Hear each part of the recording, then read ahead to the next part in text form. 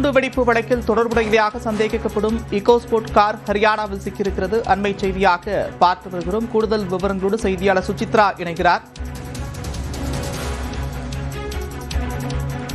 டெல்லி குண்டுவெடிப்பு தொடர்பான வழக்கில் இகோஸ்போர்ட் காருக்கு சம்பந்தம் இருப்பதாக சந்தேகிக்கப்படுகிறது. இந்நிலையில் அந்த கார் ஹரியானாவில் பிடிபட்டிருக்கிறது. அண்மை செய்தியாக பார்த்து வருகிறோம். குண்டுவெடிப்பில் i20 ரக கார் வெடித்து சிதறியதாக தகவல் கிடைத்திருக்கும் நிலையில் அதே வழக்கில் இகோஸ்போர்ட் கார் மீதும் சந்தேகம் இருப்பதாக கூறப்படும் நிலையில் ஹரியானாவில் அந்த கார் சிக்கியிருக்கிறது. கூடுதல் விவரங்களோடு செய்தியாளர் சுசித்ரா இணைக்கிறார். சுசித்ரா, விவரங்கள்.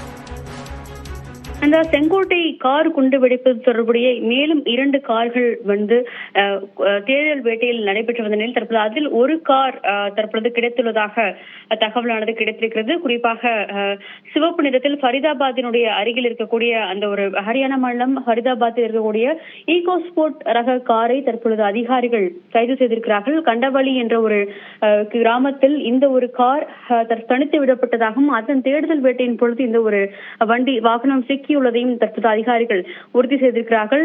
குறிப்பாக செங்கோட்டையில் பயன்படுத்தப்பட்ட கார் மட்டுமல்லாமல் கூடுதலாக 2 கார்கள் என்பது இந்த குழு குறிப்பாக டாக்டர் உமர் உன் நபியினுடைய கூட்டாளிகளால் பயன்படுத்தப்பட்டதாக கூறப்பட்ட நிலையில் தற்போது அதில் ஒரு கார் என்பது தற்போது கண்டறியப்பட்டுள்ளது. அது மட்டுமல்லாமல் இந்த குண்டு விபத்தில்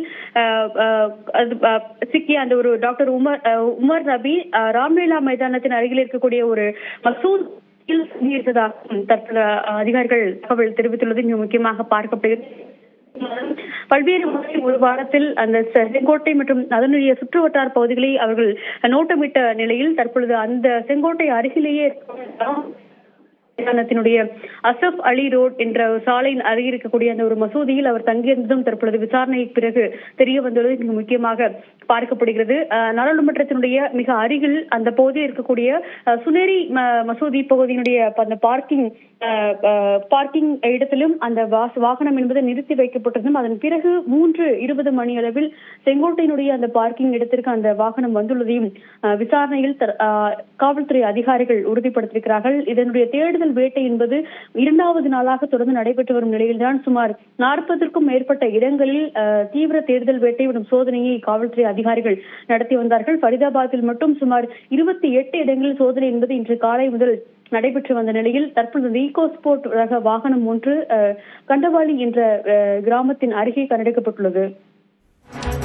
நன்றி சுசித்ரா, விவரங்களுக்கு.